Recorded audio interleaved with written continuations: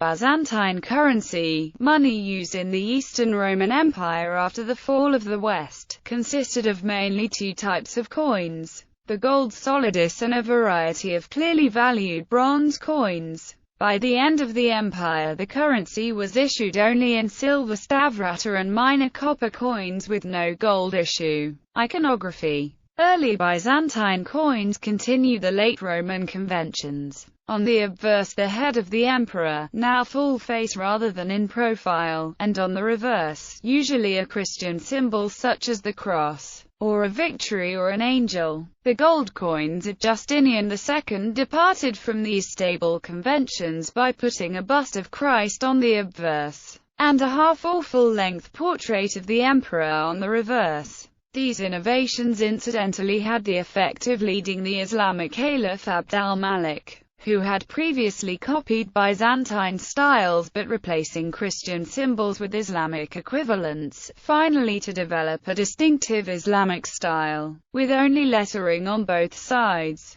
This was then used on nearly all Islamic coinage until the modern period. The type of Justinian II was revived after the end of iconoclasm, and with variations remained the norm until the end of the empire. In the 10th century, so-called anonymous follis were struck instead of the earlier coins depicting the emperor. The anonymous follis featured the bust of Jesus on the obverse and the inscription Xristus Basile, which translates to Christ, Emperor of Emperors. Byzantine coins followed, and took to the furthest extreme the tendency of precious metal coinage to get thinner and wider as time goes on. Late Byzantine gold coins became thin wafers that could be bent by hand. The Byzantine coinage had a prestige that lasted until near the end of the empire. European rulers, once they again started issuing their own coins, tended to follow a simplified version of Byzantine patterns, with full-face ruler portraits on the obverse.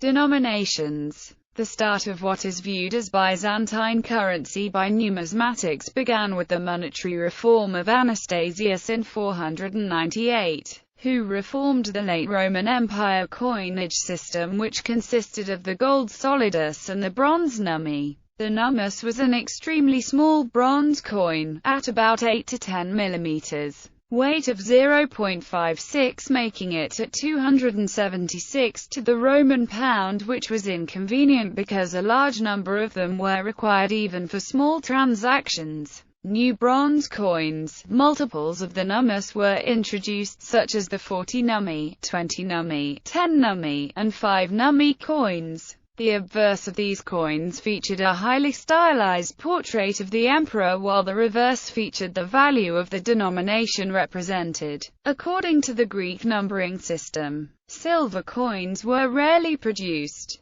The only regularly issued silver coin was the hexagram first issued by Heraclius in 615, which lasted until the end of the 7th century. Minted in varying fineness with a weight generally between 7.5 and 8.5 grams. It was succeeded by the initially ceremonial Milesian established by Leo III the Isaurian in California, 720, which became standard issue from California, 830 on and until the late 11th century, when it was discontinued after being severely debased. Small transactions were conducted with bronze coinage throughout this period. The gold solidus or nomisma remained a standard of international commerce until the 11th century, when it began to be debased under successive emperors beginning in the 1030s under the Emperor Romanos Argyrus. Until that time, the fineness of the gold remained consistent at about 0.955–0.980. The Byzantine monetary system changed during the 7th century when the 40 nummi, now significantly smaller, became the only bronze coin to be regularly issued. Although Justinian II attempted a restoration of the follis size of Justinian I, the follis continued to slowly decrease in size. In the early 9th century, a 3/4 weight solidus was issued in parallel with a full weight solidus, both preserving the standard of fineness. Under a failed plan to force the market to accept the underweight coins at the value of the full weight coins, the 11/12 weight coin was called a tetatron, and the full weight solidus was called the histomenon. The tetatron was unpopular and was only sporadically reissued during the 10th century. The full-weight solidus was struck at 72 to the Roman pound, roughly 4.48 grams in weight. There were also solida of weight, reduced by 1 siliqua issued for trade with the Near East. These reduced solida, with a star both on obverse and reverse, weighed about 4.25 grams. The Byzantine solidus was valued in Western Europe, where it became known as the bezant, a corruption of Byzantium. The term bezant then became the name for the heraldic symbol of a roundel, tincture or, i.e., a gold disc. Alexius I reforms.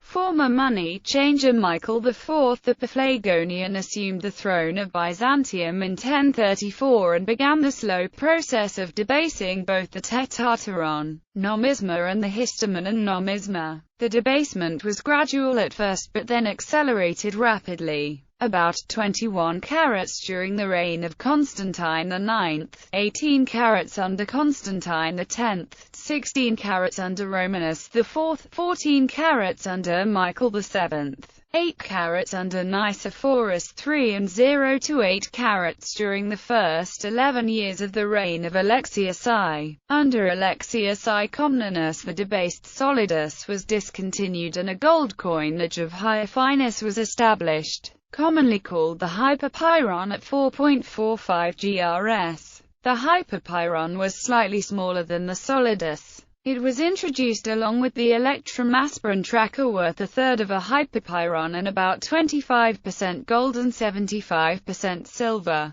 The Bilin aspirant tracker or stamenon valued at 48 to the hyperpyron and with 7% silver wash, and the copper tetatron and nomion worth 18 and 36 to the Bilin aspirant tracker. Andronicus II reforms. During Andronicus II's reign he instituted some new coinage based on the hyperpyron. They were the silver milleresian or basilica at 12 to the hyperpyron and the Bilin politica at 96 per hyperpyron. Along with the copper aceria, tonesia and folara, the basilican was a copy of the Venetian ducat and circulated since 1304 for 50 years. The hyperpyron remained in regular issue and circulation until the 1350s, remaining in use thereafter only as a money of account. After 1400, Byzantine coinage became insignificant, as Italian money became the predominant circulating coinage. These Sifate coins known as tracker were issued in both electrum and Bilin. The exact reason for such coins is not known, although it is usually theorized that they were shaped for easier stacking. 1367 reform. During this last phase of Byzantine coinage, gold issues were discontinued and a regular silver issue was commenced. The denomination was the stavrat and issued in 1, a half, an eighth and a 16th of its value. Also issued were the copper folaro and tornessa. Relative values.